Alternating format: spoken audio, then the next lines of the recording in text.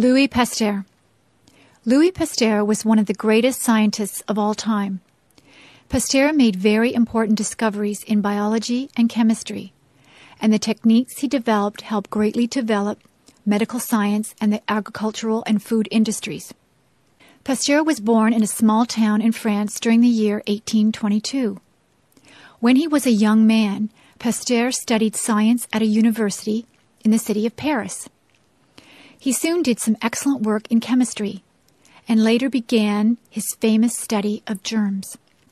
Pasteur was one of the first scientists to understand that many diseases could be caused by extremely small invisible organisms. Only a few other scientists had believed this before Pasteur. He advised doctors to wash their hands thoroughly before treating patients.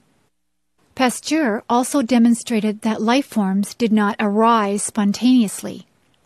His research confirmed the idea, developed by previous scientists, that a living organism would not appear unless other individuals of its kind were present.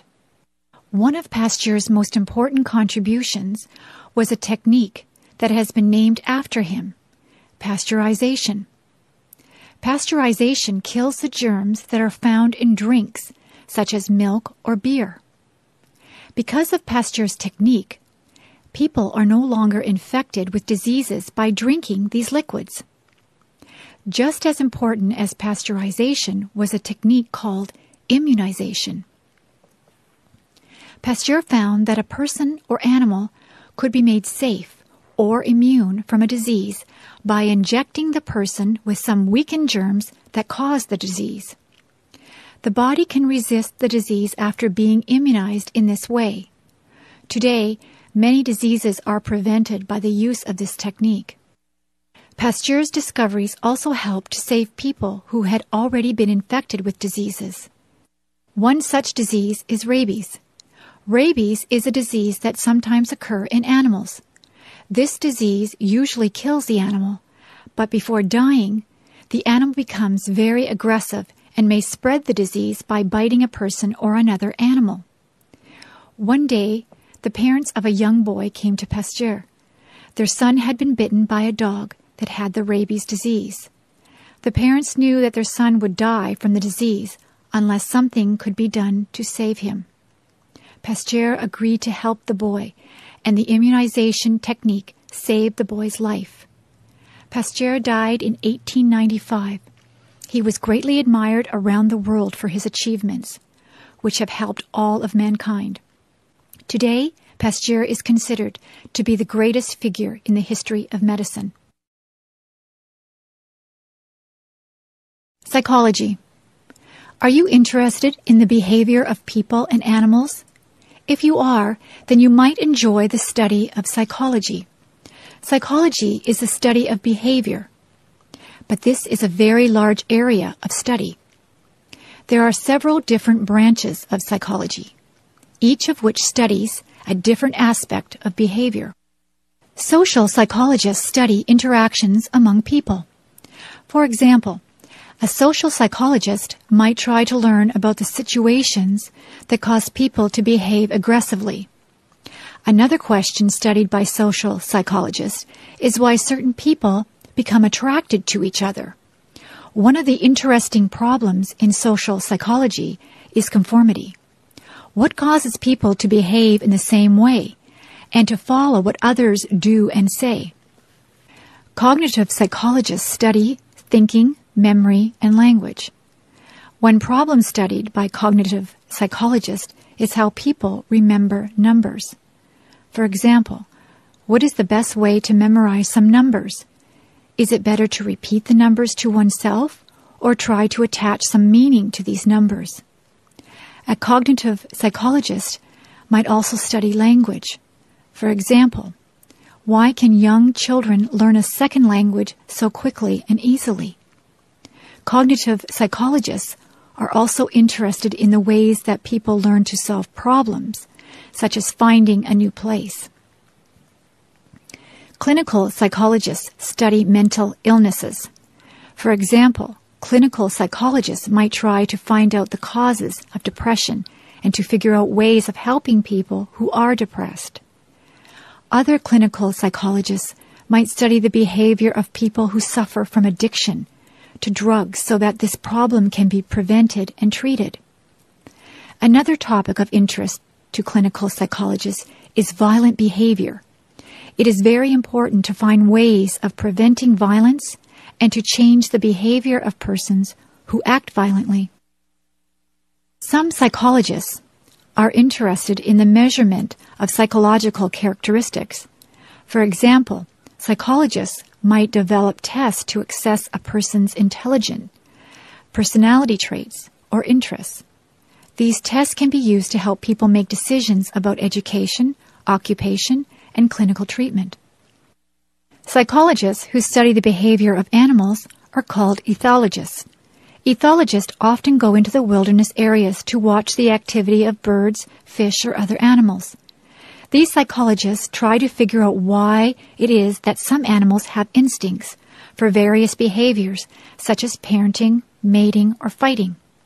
Some ethologists have learned very much about the unusual behaviors observed in many animals. These are only a few of the many areas of psychology. Truly, psychology is one of the most interesting areas of knowledge.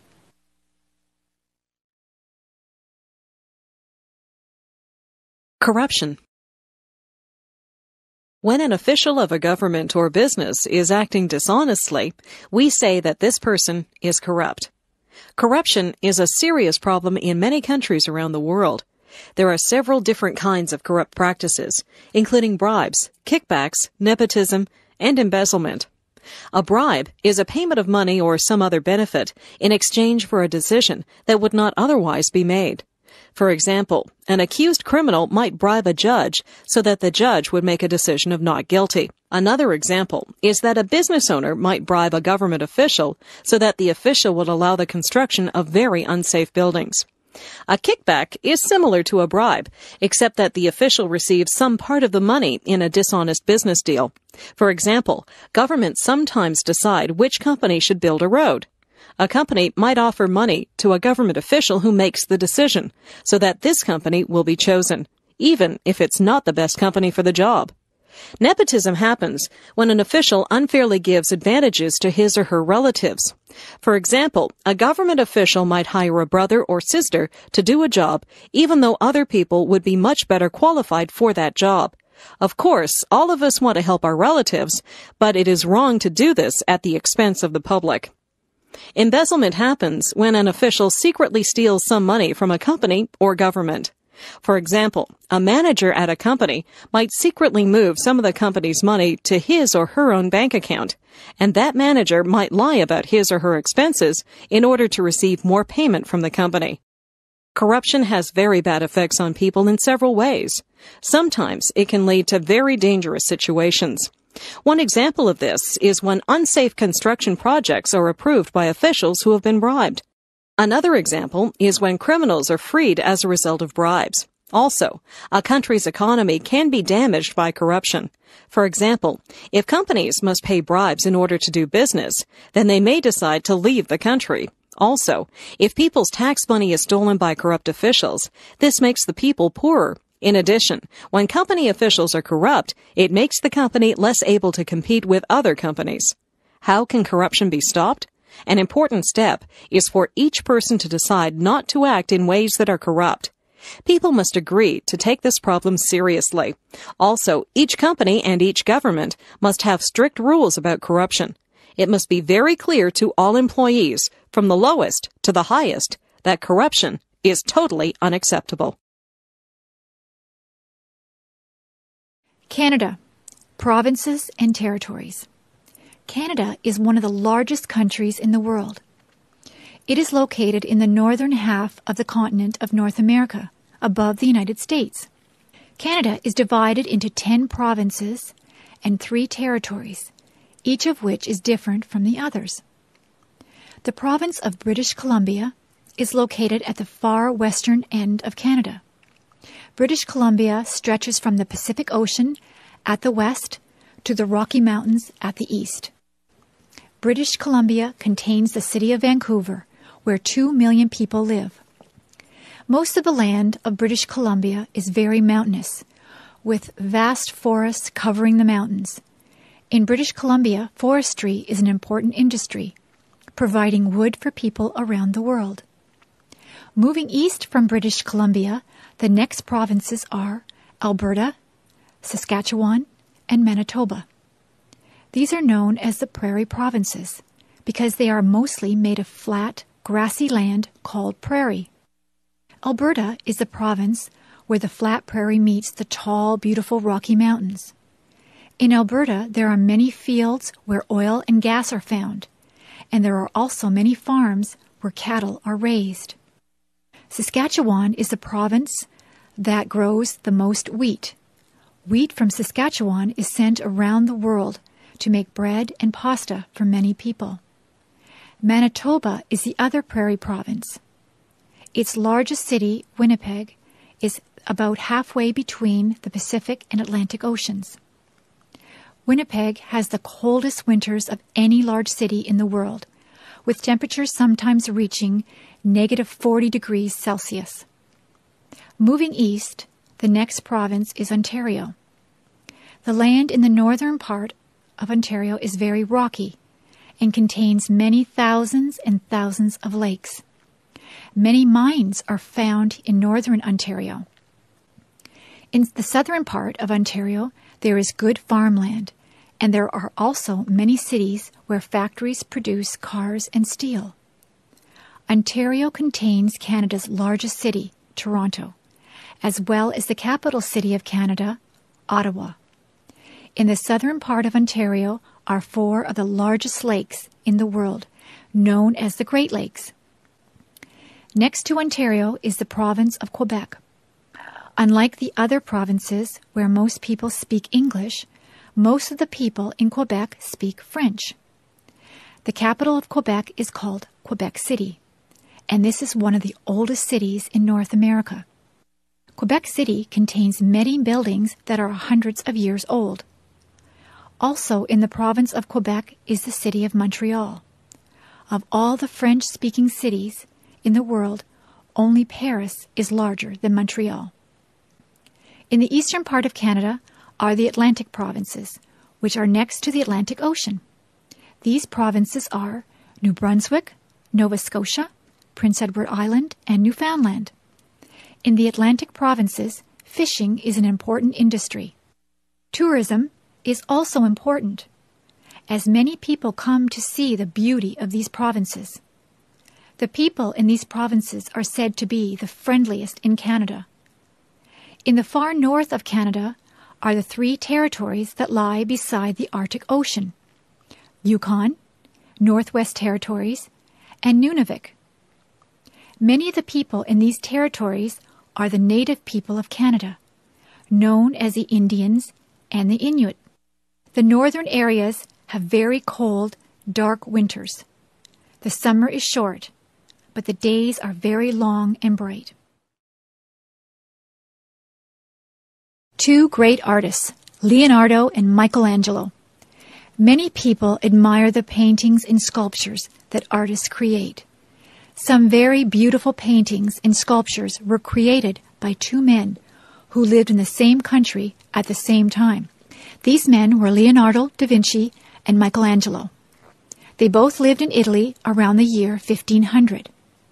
Leonardo da Vinci is most famous for his painting called the Mona Lisa. This is perhaps the best-known painting in the world. The Mona Lisa shows the head and shoulders of a dark-haired woman. When people look at this painting, they are often captivated by her smile and by her eyes, which have a look of mystery. Another painting of Leonardo's is called The Last Supper. This painting shows a famous scene from the Christian religion. In this painting, Jesus Christ is seated at the middle of a long table, with his followers, the disciples, seated around him. Many of the paintings that were created at this time have a religious theme. Leonardo was not only an artist, he was also interested in engineering. He actually worked for some time as an advisor to a military leader. helping him to develop new machines for use in war.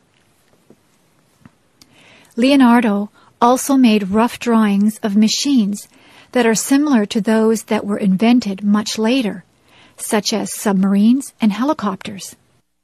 Obviously, Leonardo was an extremely creative man. Michelangelo was about 23 years younger than Leonardo. In addition to being a painter, Michelangelo was also a sculptor, and many experts consider him the greatest sculptor of all time. One of his most famous sculptures is David, which is a statue of a young man who was a famous figure in the Bible.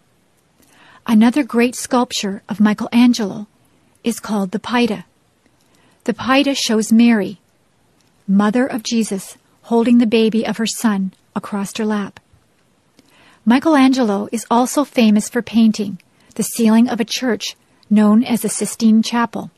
The leader of the Roman Catholic Church, Pope Julius, asked Michelangelo to paint the ceiling of this new church. This project required many years of hard work, and the Pope complained that it took too long. However, when the work was finished, the ceiling of the Sistine Chapel was covered with beautiful paintings of many scenes from the Bible. Fortunately, many of the works of Leonardo and of Michelangelo can still be seen today in art galleries of Europe. During the past 500 years, the color of the paintings had faded somewhat, but in recent years, some work has been done to restore the paintings to their original appearance. The Vikings.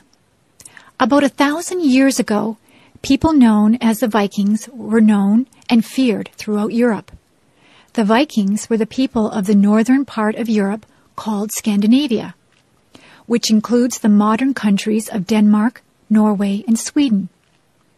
The Vikings made their living by farming and fishing.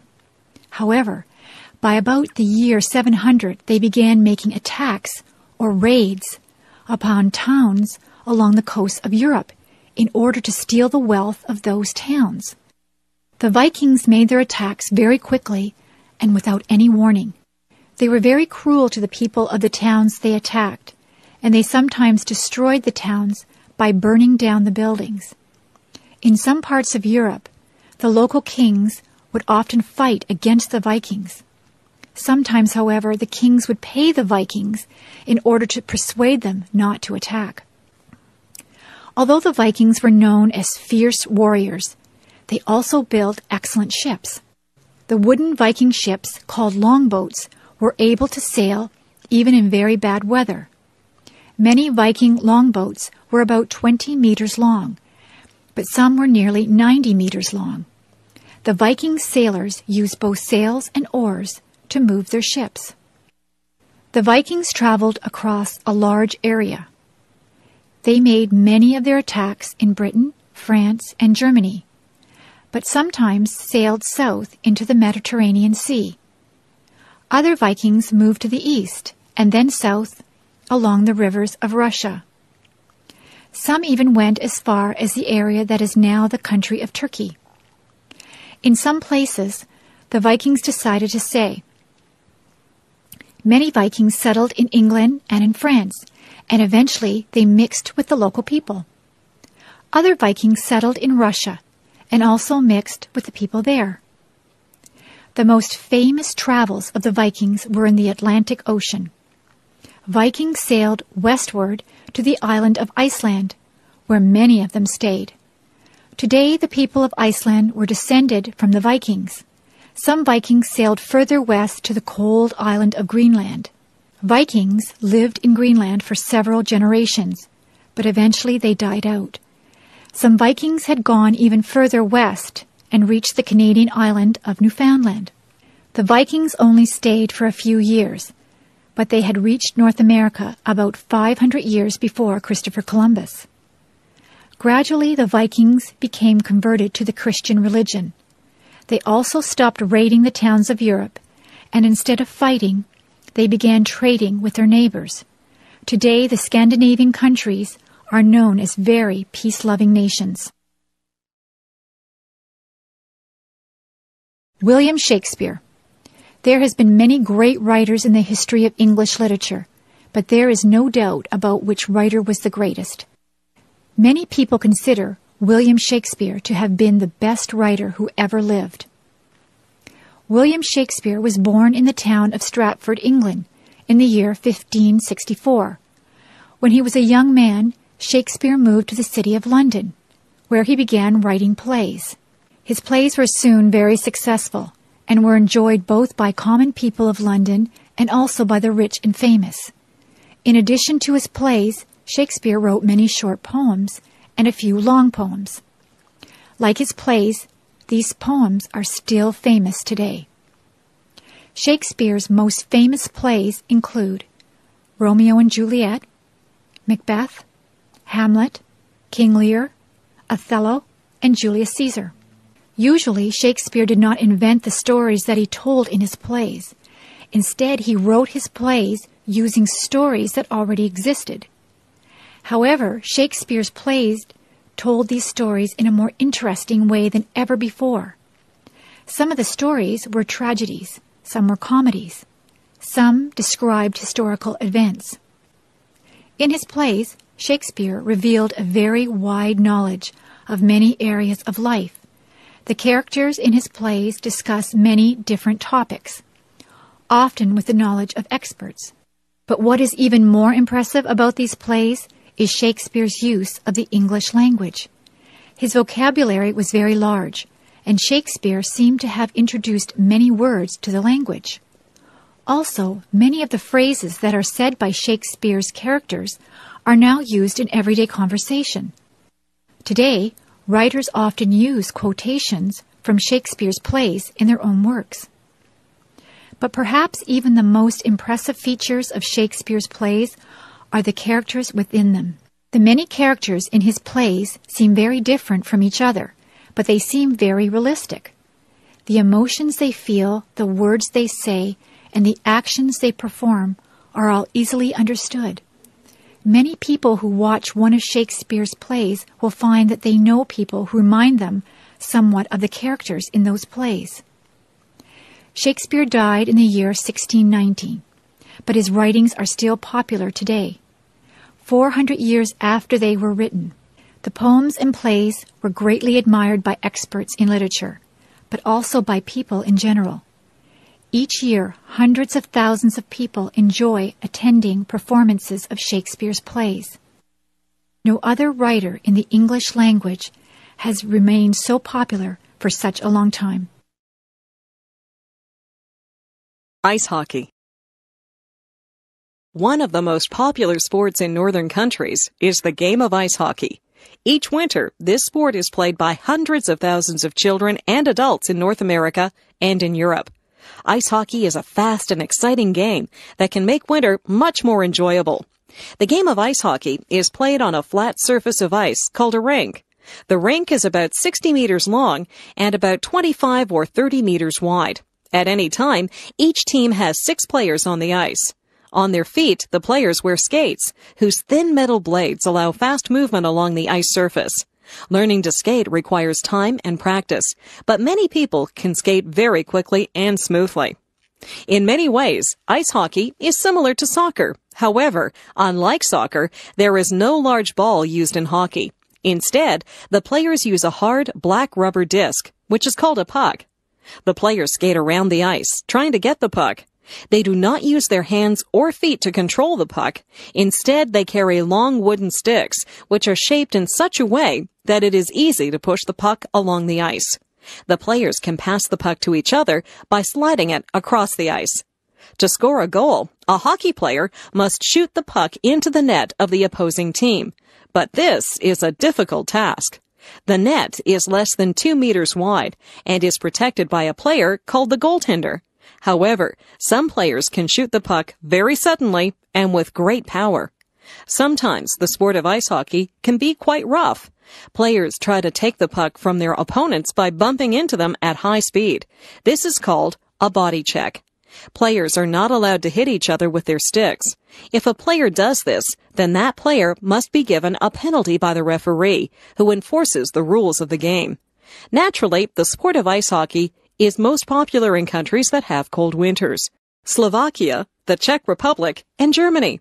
In addition, many people play hockey in the United States. In previous generations, ice hockey was considered a sport for men and boys only. However, in recent years, women and girls have been playing hockey much more frequently than in the past. Not only do many girls enjoy playing hockey for fun, but now women's hockey is officially a sport at the Winter Olympics. Chinese people in North America. In recent years, many people have moved to North America from China, but many people do not know that Chinese people have a long history in Canada and the United States. During the 19th century, both Canada and the United States were rapidly expanding to the west, toward the Pacific Ocean. In those days, there were of course no cars or airplanes to allow people and goods to move across the land. Instead, the best method of long-distance transportation was the railroad. Railway trains could move quickly across the countryside. However, there was one problem. Before the railway trains could run, railroads had to be built across very long distances. To build the railroads was a very big job. Many men would be needed because the distance was so long and the land was so difficult, with many mountains and rivers to be crossed. For the men who owned the railroad companies, it would have been too expensive to hire Canadian or American men to build the railroads, because those workers would only work for high wages. The railroad owners decided to get workers from overseas. Many Chinese men were willing to work for low wages because they were very poor. These men would work very hard and send much of the money back to their relatives in China. Thousands of Chinese men were brought to North America to work on the railroads. They did good work, but their employers treated them badly. The workday was very long, and working conditions were very unsafe. Many Chinese men died in accidents while constructing the railroads. Some Chinese women also came to North America, but there were many more men than women. After the railroads were completed, by about the year 1900, very few Chinese people were allowed to come to North America. Most people in Canada and the United States were not familiar with Chinese people and did not want strangers to come to their countries. Any Chinese person who came to North America had to pay an expensive tax. This made it difficult for Chinese men to bring their wives and families to join them in North America. Later, the governments of Canada and the United States made Chinese immigration illegal. Eventually, the people of Canada and the United States realized that their laws had been unfair. They changed the rules so that Chinese people could immigrate in the same way the people from other countries could do so. In recent decades, many Chinese people have moved to North America and have formed a very lively and successful community. Many cities, such as Toronto, Vancouver, San Francisco, and New York, have been enriched by Chinese culture. Chinese people are now very prominent in North America, just as they were many years ago. The history of the English language. Most people know that the English language is spoken by millions of people around the world. However, few people are aware of the history of the English language. Today, English is one language, but in some ways, it's a mixture of many different languages. The English language is most closely related to a group of languages called the Germanic languages. This group also includes languages such as German and Dutch. About 1,500 years ago, these languages were not yet distinct from each other. Some of the people of Germany and the Netherlands then moved to England. Those people were called the Anglo-Saxons, and their language then evolved into English. Most of the basic words of the English language are derived from these very old Anglo-Saxon languages. For example, words for the parts of the body, for numbers, and for animals are mostly Anglo-Saxon words. Some new words were brought to England over 1,000 years ago by people who came from the Scandinavian countries of Northern Europe. Many words that begin with the letters SK, such as skin and skill, are Scandinavian words. A major change happened in the English language after the year 1066. In that year, England was conquered by a king from the northern part of France. He and his followers spoke French, so French became an important language in England. During the next few hundred years, the English language absorbed a very large number of French words. In fact, today's English dictionaries contain more words of French origin than of Anglo-Saxon origin. Part of the reason why the English language has so many words is that it often has 2 words for each idea, 1 word of Anglo-Saxon origin and 1 word of French origin. Many more words entered the English language a few hundred years ago when science and technology became more widespread. Most scientific and technical words are derived from words of the ancient languages of Latin and Greek. Because there are so many of these scientific and technical words in the English language today, the influence of Latin and Greek has been quite large. Other languages have also contributed many words to the English language. Some words have come from the Celtic languages, spoken in Ireland, Scotland, and Wales. Many words have been added to the English language by immigrants who came to North America from various countries of Europe. Also, many more words have been adopted from the native languages of North America, Australia, and the Pacific, and from the languages of the peoples of Africa and Asia. All of these words have made English a very interesting language. African slavery in the Americas.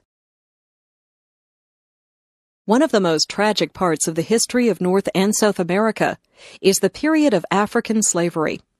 For hundreds of years, many people were taken from Africa by force to work in the fields of many different countries in North and South America. When Europeans first came to the Americas, some of them realized that they might make money by growing crops and selling them in Europe. However, in order to make money, they would need a cheap source of labor. Few Europeans would come to the Americas to work for low wages, so instead, the landowners looked for slaves. In the areas of great farms or plantations, there were few Indians, so they used another source of slaves: Africa. The plantation owners usually obtained slaves by buying them from local kings in Western Africa. This led to many wars between rival kings within Africa who tried to capture each other's people in order to sell them as slaves. A few kings tried to avoid the slave trade, but this was very difficult. During a period of several hundred years, from the 1500s to the 1800s, about 12 million people were taken from Western Africa to the Americas. Many more people died as slaves before leaving Africa, and many more died on the ships that took them to the Americas. This was because the conditions on the ships were extremely unhealthy.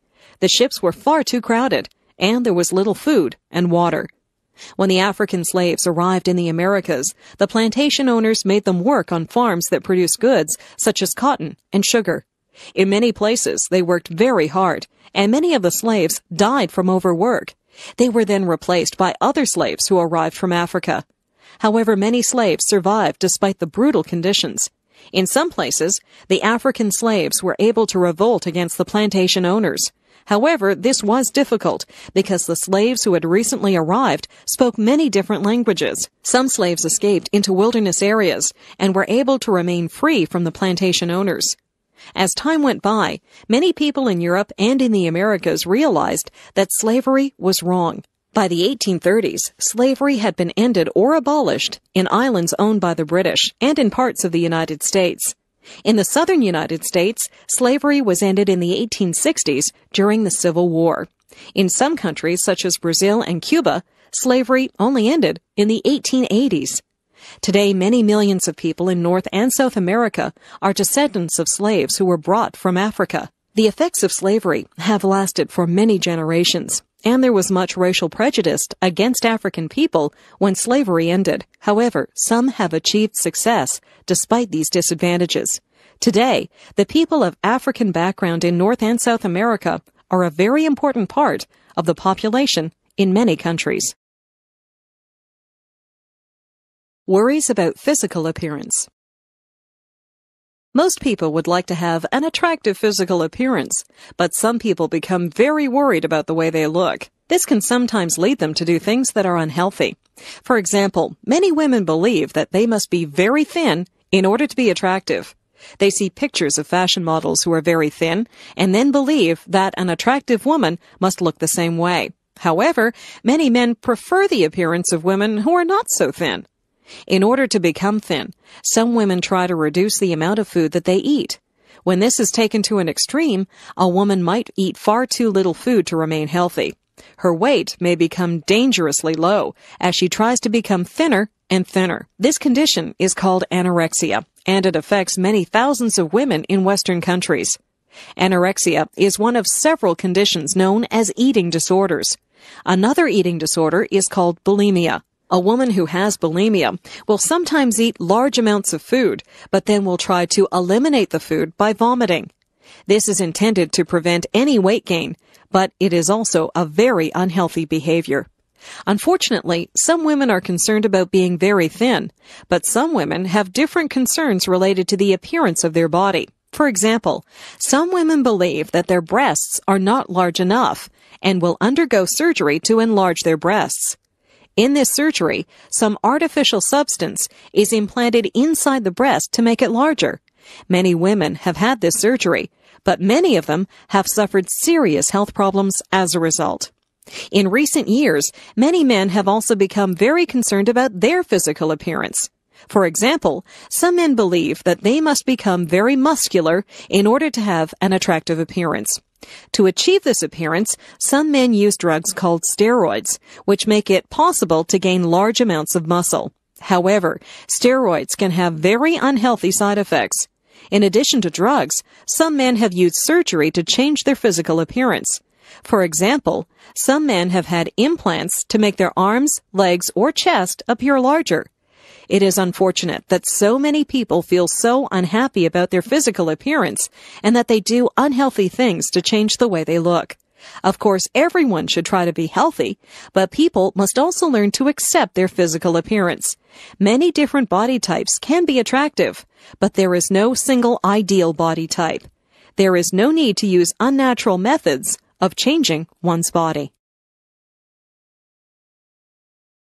Physical fitness. In modern society, many people find that they do not get very much exercise. They travel by bus, train, or car, and they can move up or down in elevators.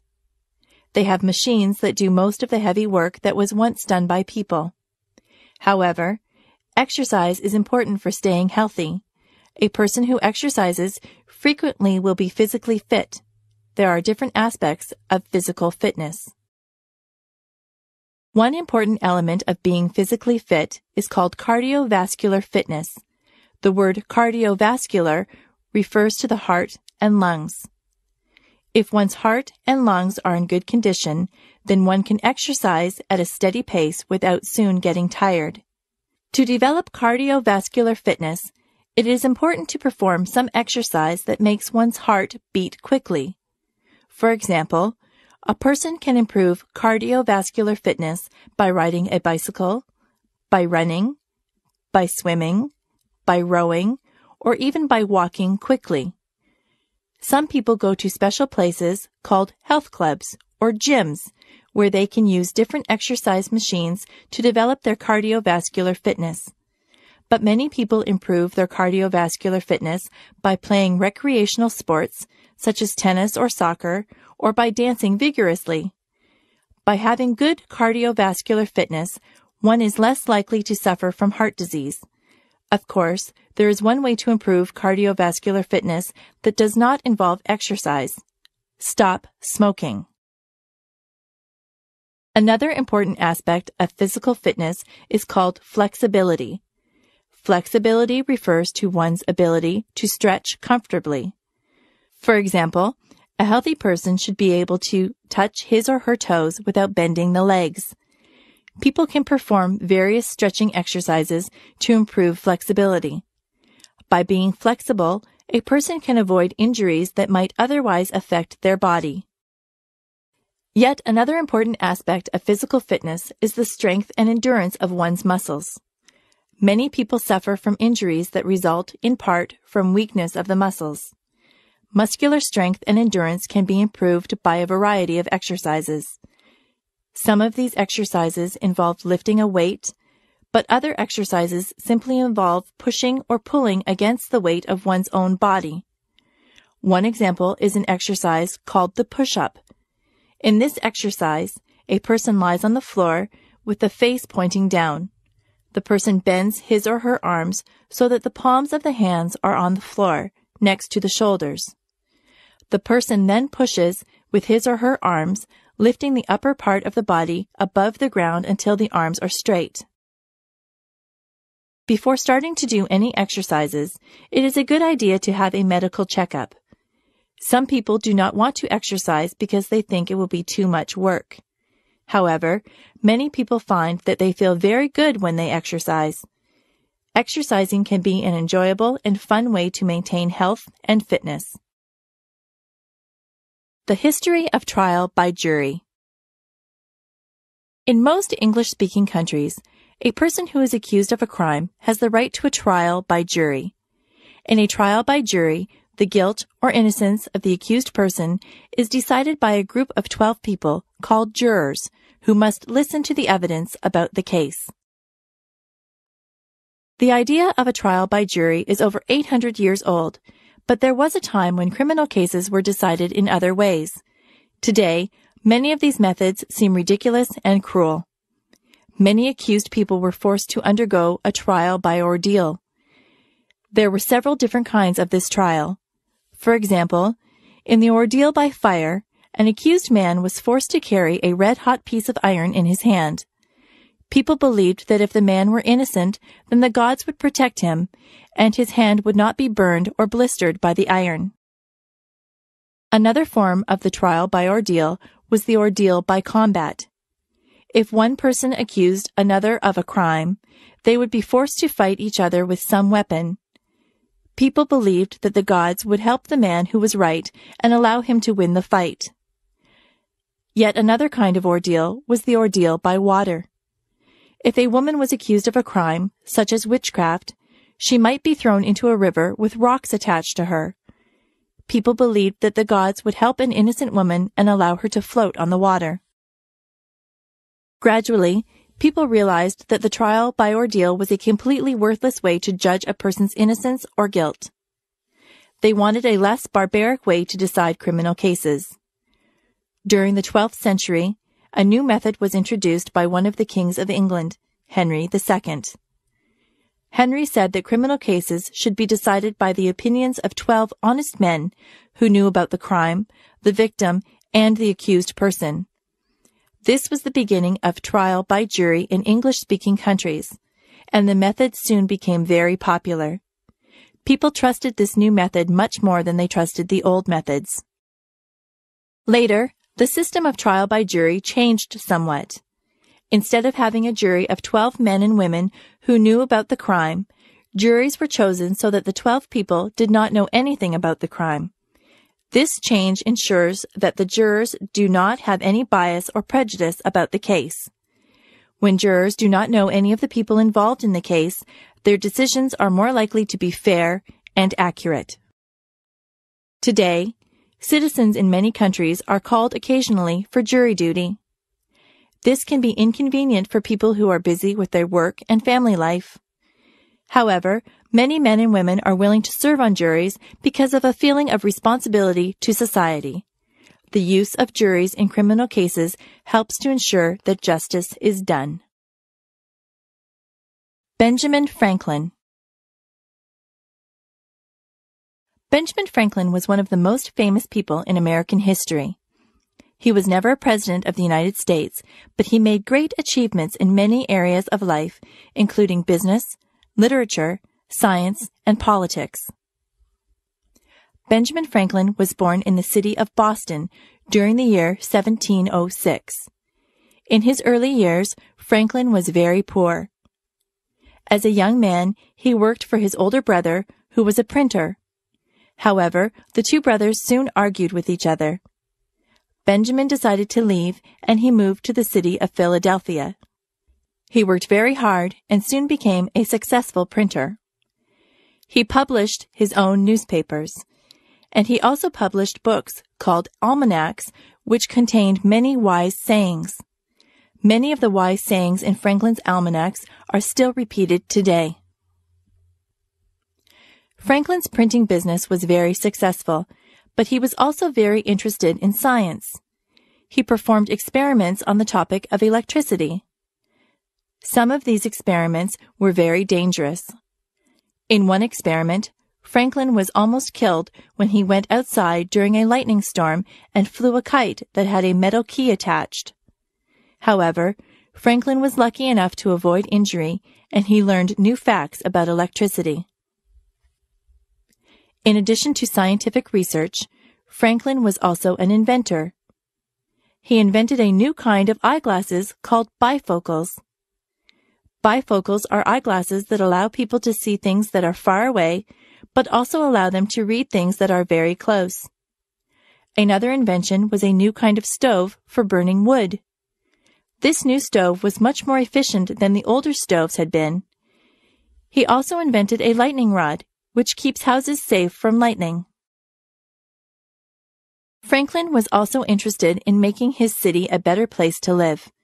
He started a public library, and he helped to organize a hospital and a fire department. In addition, he supervised the postal service, which operated profitably under his command. In his later years, Franklin became heavily involved in politics. For most of Franklin's life, the United States was not yet a country.